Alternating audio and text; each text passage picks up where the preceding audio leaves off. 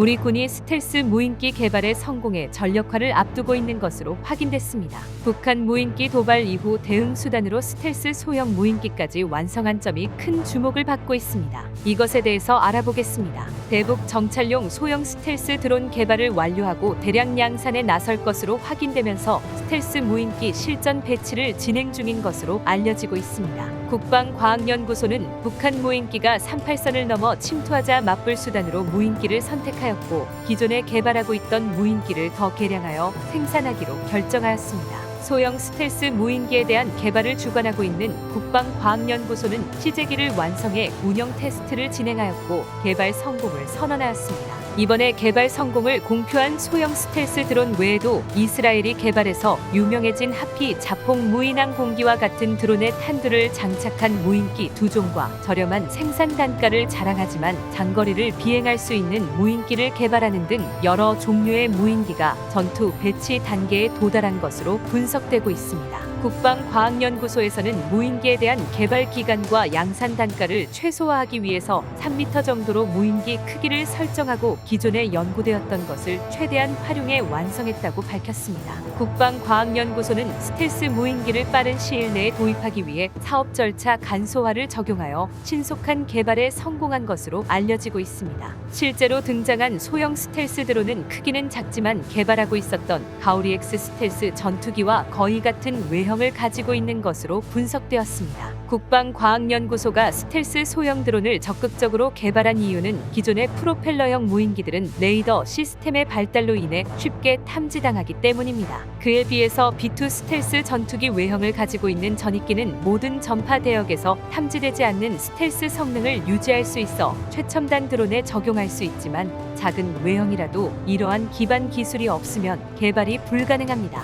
국방과학연구소는 1999년부터 광대역에서 스텔스 성능을 구현할 수 있는 전익형 스텔스 기술 개발을 진행했던 것으로 알려지고 있습니다. 수직꼬리 날개가 없어 광대역에서 극단적인 스텔스 능력을 보여줄 수 있지만 비행 시 정교한 비행 제어 장치가 필요하고 공중전 기동을 보여주기 어렵다는 단점도 있습니다. 그러나 미국을 중심으로 전익형 무인기 개발이 활성화되고 있으며 B2 스텔스 전투기와 이를 대체할 신형 핵폭격기 그리고 미 해군이 개발한 X-47 대형 스텔스 무인기 등이 수직꼬리 날개가 없는 전익형 디자인을 가지고 있습니다. 국방과학연구소에서 개발 성공한 스텔스 무인기도 수직꼬리 날개가 없는 전익형 스텔스 형상으로 개발되었으며 오랫동안 비행 제어와 전파 특성을 분석하면서 외형을 가다듬은 것으로 알려져 있습니다. 특히나 가오리-X 무인기 신형 기종의 핵심 스텔스 기술들이 활용된 것으로 분석됩니다. 동체 길이는 2.5m 정도,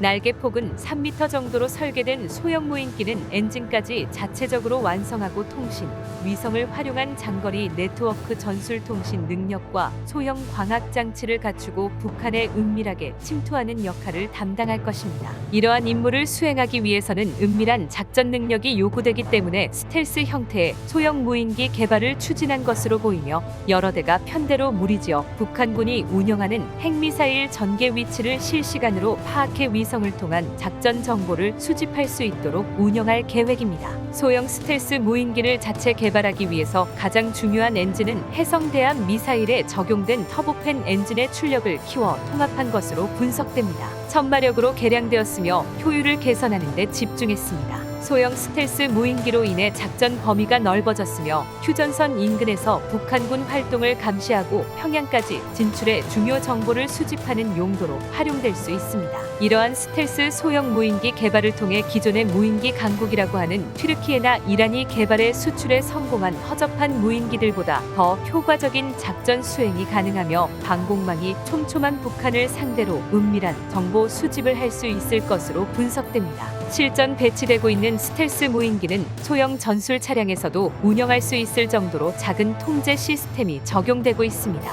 이러한 첨단 무인기의 개발은 미국에서도 개발하지 않을 만큼 개발 난이도와 생산 단가가 높아 실전 배치가 어려운 것으로 파악되었습니다. 국방과학연구소는 가오리 스텔스 전투기를 이미 약 10년 전 개발 사업을 진행하면서 다양한 기술을 확보했으며 정찰용으로 완성하기 위해 실기체 개발에 나선 것으로 알려지고 있습니다. 이를 통해 소형 스텔스 무인기에 이어서 6m 이상의 대형 스텔스 전투기도 공개가 임박한 상황입니다. 대형 스텔스 전투기는 장거리까지 진출해 개전 초 북한에서 운영하는 핵심 표적에 대한 정찰 목적으로 운영되며, 소형 무인기는 평양 이남에서 운영하는 미사일 등 전문적으로 적 동향을 탐지하기 위해 활용될 계획입니다. 특히나 실시간 네트워크 통신 능력을 소형 스텔스 정찰기에 적용하면서 탐지와 동시에 탄도 미사일이나 지대지 순항 미사일을 발사해 실시간 공격이 가능하기에 비대칭 전쟁에서 압도적인 우위를 달성할 수 있을 것입니다.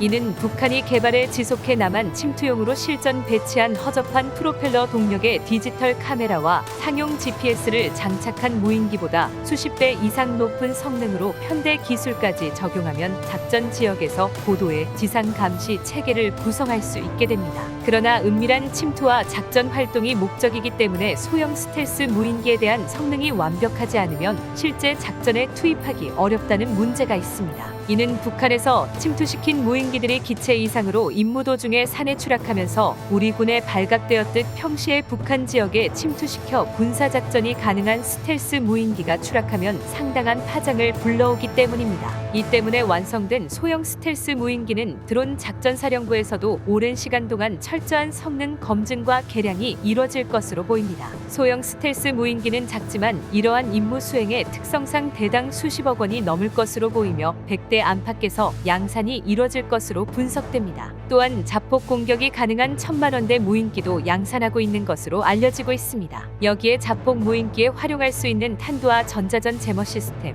적 미사일 위치를 알 수 있는 더미 무인기 등을 개발해 다양한 임무가 가능하도록 빠른 전력화를 이룩할 계획입니다. 우리 군은 크게 두 가지 종류의 무인기를 개발해 평상시에는 북한 침투를 위해서 스텔스형 전투기를, 전쟁 시 장거리 포격을 막기 위해 자폭 무인기를 대량으로 배치해 북한 위협에 대응한다는 계획입니다. 특히나 스텔스 소형 무인기는 성능 광학 장비와 비행 제어 시스템, 네트워크, 장거리 통신 운영 등으로 북한의 허접한 무인기와는 비교할 수 없을 정도의 운영 성능을 확보할 계획입니다. 여기에 기존 대량 응징 보복 체계와 무인기 전력을 결합해 신속한 탐지와 판단, 그리고 타격까지 빠르게 이뤄질 수 있도록 조기 경보 시스템을 무인기로 구축한다는 계획입니다. 2010년대부터 실증기로 등장한 가오리-X 무인기와 대형 기체에 이어 소형 스텔스 무인기까지 자체 기술로 확보하면서 튀르키예를 넘어 미국이 보유한 무인기 설계 기술까지 확보할 수 있었다는 데서 높은 평가를 받을 수 있습니다. KF-21 전투기의 양산이 시작되었습니다. 덩달아 방산시장 진출에 대한 분석도 슬슬 등장하고 있습니다. 최근 FA-50 경공격기를 비롯해 대한민국 방산무기가 세계 시장에서 자리 잡고 있는 만큼 KF-21 전투기의 시장 전망 역시 희망적일 것으로 예상되고 있습니다. KF-21 전투기의 양산 수량이 많아질수록 도입 단가는 저렴해지고 이는 결국 부품값을 낮추는 효과가 있기 때문에 늘 예산 부족으로 허덕이는 우리 군의 처지에서는 환영할 일입니다. 그런데 이런 희망적인 예측과 정반대로 일각에서는 KF-21 전투기의 세계 진출이 결코 순탄치만은 않을 것이라는 주장도 제기되고 있는데요. 문제는 다름 아닌 엔진입니다.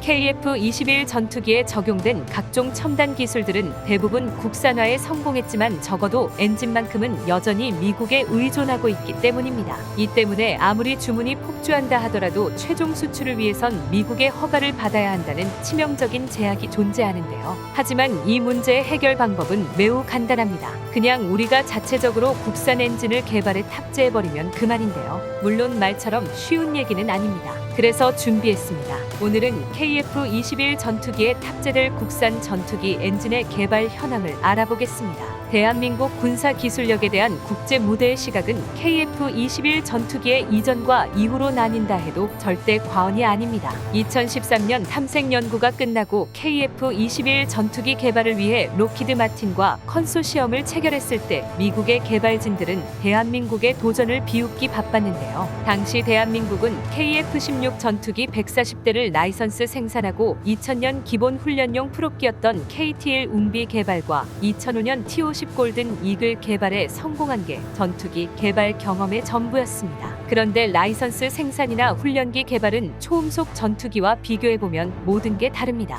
때마침 2013년 T-50 골든 이글을 공격기 형태로 개량한 FA-50 경공격기를 실전 배치하기 시작했지만 그럼에도 여전히 대한민국의 전투기 기술력은 기껏해야 이제 막 걸음마를 뗀 수준이었습니다. 미국 개발진들 입장에서는 전투기 개발에 대한 지식이 전혀 없었기에 가소롭게 여겼습니다. 그러나 이들이 단단히 착각한 게 하나 있습니다. 대한민국 자주국방의 역사는 언제나 무리한 도전부터 시작이었습니다. 전차 자주포처럼 대한민국이 세계 1위를 석권한 무기 체계부터 함정, 잠수함, 어뢰까지 거의 모든 분야에서 우리의 독자 개발은 시기상조라는 선입견에 부딪혔습니다. 그리고 싸워 이긴 결과는 모두 아시다시피 방산시장 점유율 세계 9위 순위로 증명되고 있는데요. 모두가 포기할 줄 알았던 KF-21 전투기 개발도 기어코 성공했고 심지어 4.5세대 전투기를 구성하는 핵심 장비의 대부분을 국산화하는 데 성공했습니다. 특히 A사 레이더, 적외선 탐색 추적 장비,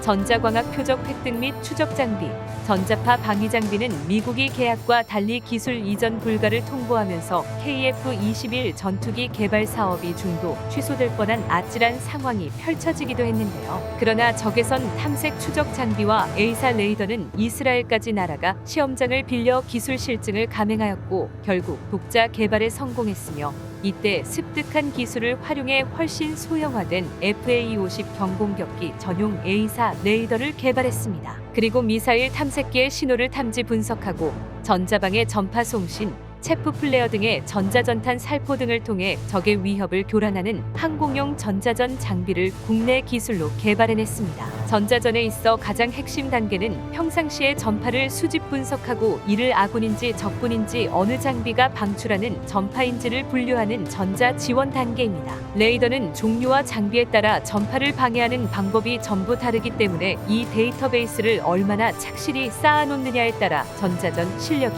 판가름납니다. 이처럼 대한민국은 많은 이들의 편견을 깨뜨리고 KF-21 전투기의 핵심 기술들을 대부분 국산화하는 데 성공했습니다. KF-21 전투기는 대한민국 무기체계에 대한 세계 인식을 바꿔놓았을 뿐만 아니라 실질적으로 우리의 군사 기술력을 한 차원 높은 곳으로 끌어올렸는데요. 그런데 이런 대한민국도 아직 유일하게 성공하지 못한 분야가 있습니다. 바로 전투기 엔진입니다. 현대 공중전에서 제공권을 확보하기 위해 초음속 전투기가 필요로 하는 엔진의 최소 출력은 1만 5천 파운드급 이상입니다. 문제는 현재 전 세계에서 1만 5천 파운드 터보팬 엔진을 제작할 수 있는 곳은 미국의 제네럴 일렉트릭, 프렛 앤 휘트니 그리고 영국의 롤스로이스 이 세 개 기업뿐입니다. 전투기 엔진은 매우 복잡하고 고도의 기술과 노하우를 요구하는 분야입니다. 엔진의 효율성, 성능, 안정성 등 다양한 요소들을 고려해야 하는데요. 앞서 말씀드린 세계 기업들이 전투기 엔진 기술을 독점한 상황이라 기반 기술을 확보하기 어렵습니다. 이런 상황에도 대한민국은 상당히 의미 있는 성과를 거두고 있습니다. 군사 전문가들의 주장에 따르면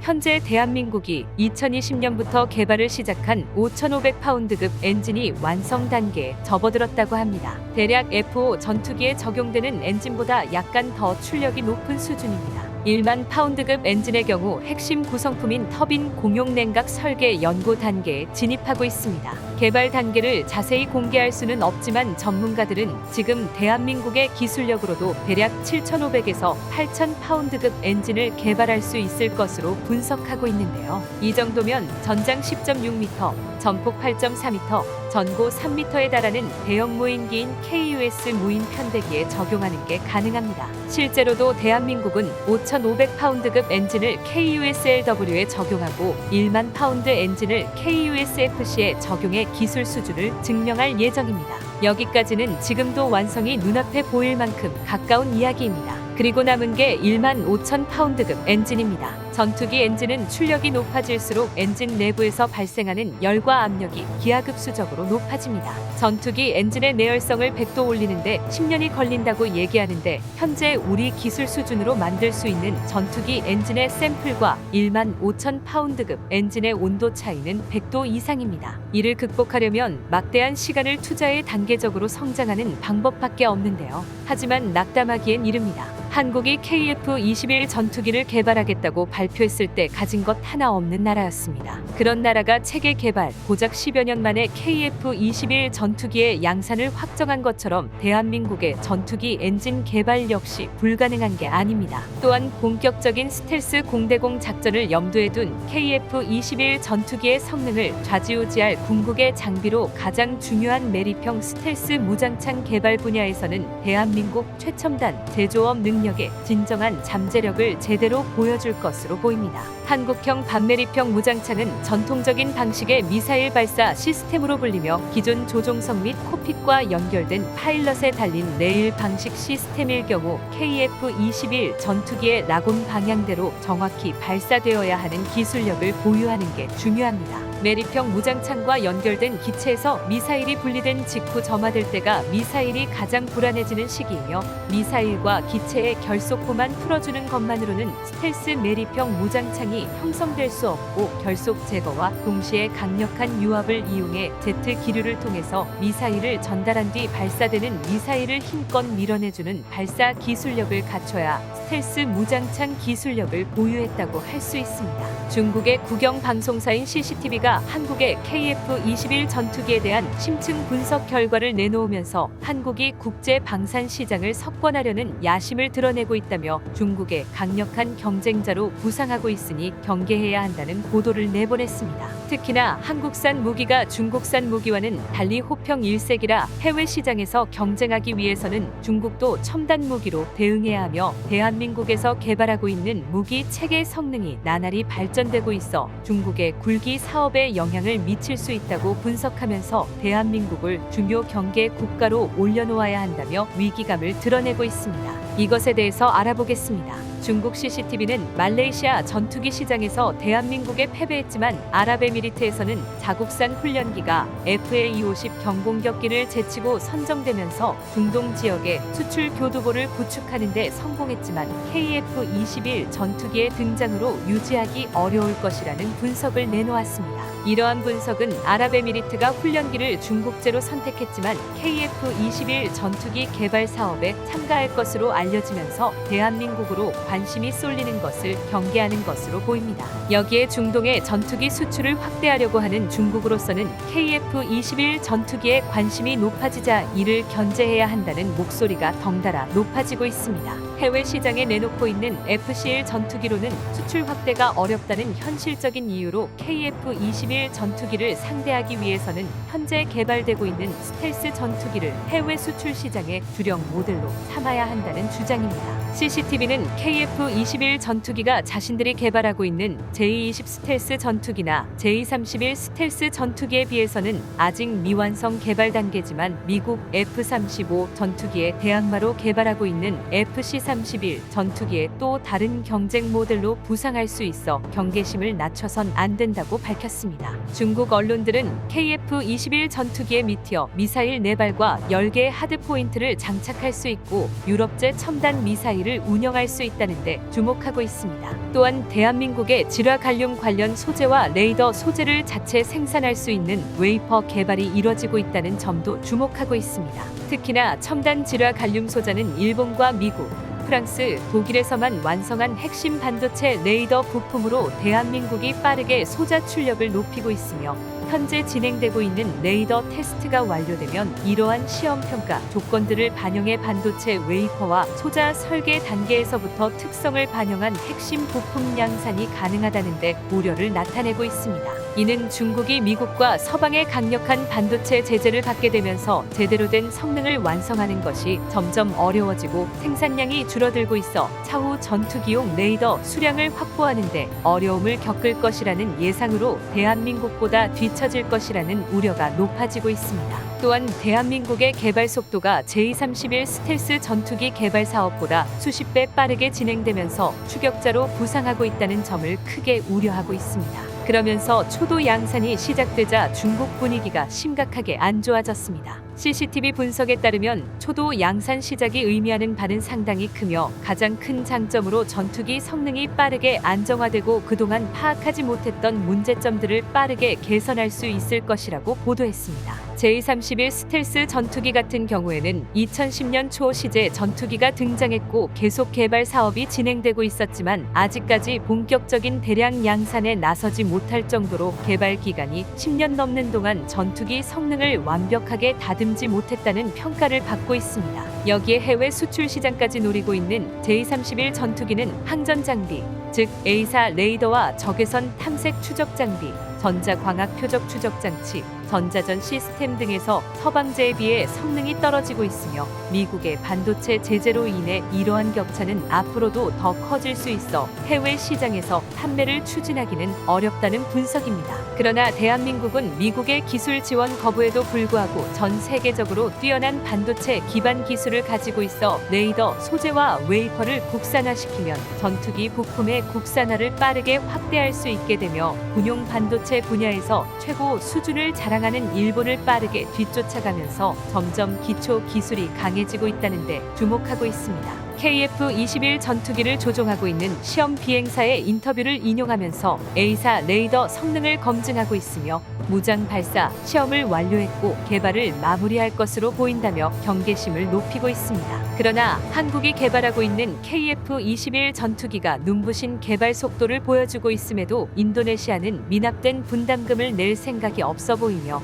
오히려 라팔 전투기와 미라지 전투기, 여기에 미국산 F-15EX 전투기까지 대량으로 도입하면서 공동개발 사업을 철저히 외면하고 있어 대한민국은 기술 개발 속도에 영향을 받을 것이라는 분석입니다. 이에 비해서 중국은 공산당이 지시하면 일사천리로 수십 년 동안 개발이 꾸준히 진행될 수 있어 이러한 중국식 개발 모델은 첨단 무기 개발의 중요한 요소이며 J-31 스텔스 전투기 개발이 더 빨라질 수 있다고 분석하고 있습니다. 중국의 국영 방송사인 CCTV는 한국의 무기 체계가 전 세계 시장을 겨냥하고 있다고 분석하면서 중국산 무기의 강력한 경쟁자로 부상하고 있다며 경고를 날리고 있습니다. FA-50 경공격기가 말레이시아 시장에서 자국산 전투기를 제치고 선정된 데 이어서 폴란드에 공급되는 FA-50 경공격기를 기반 삼아 최신형으로 개량하면 FC-1 전투기가 수출 시장에서 생존하는 것은 어려울 것이라고 예상하고 있습니다. 이는 FA-50 경공격기를 도입했거나 도입을 검토하고 있는 국가들이 KF-21 전투기로 관심을 넓히고 있어 벌써부터 마중물 역할을 하고 있기 때문에 한국산 전투기 수출이 더욱더 탄력을 받을 수 있다는 분석입니다. J-31 스텔스 전투기를 해외 수출 시장에 적극적으로 판매하려는 중국으로서는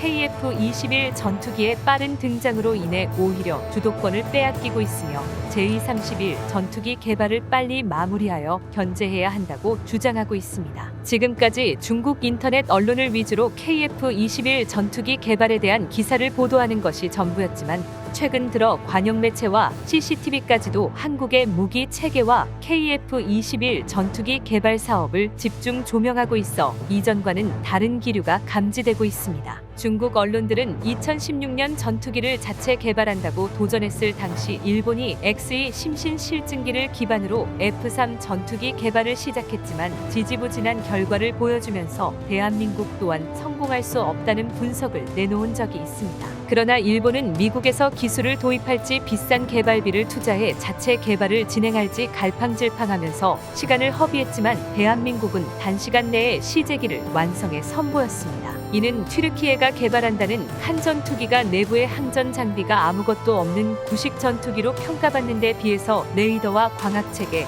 전자전 시스템까지 전방위적으로 자체 개발 진행되고 있으며 내부 무장창도 개발하고 있다는 사실을 주목하면서 일본과는 수준이 다른 전투기 개발 사업임을 인지하기 시작했습니다. 중국에서 1위인 CCTV 관영 매체가 한국의 군사력 확장과 KF-21 전투기 사업을 심층적으로 분석한 진격하면서 상당한 성능을 보유하게 될 초음속 전투기가 될 수 있다는 점을 우려하고 있습니다. 중국 공산당의 입이라고 할 수 있는 관영 매체 CCTV가 KF-21 전투기 개발 사업을 특집 보도하면서 더 이상 대한민국을 무시할 수 없다는 인식이 확산되고 있습니다. 중국으로서는 대만을 점령하고 태평양으로 진출하려는 야심을 한반도에서 대한민국의 군사력에 막힐 수 있어 예의주시하고 있는 상황입니다.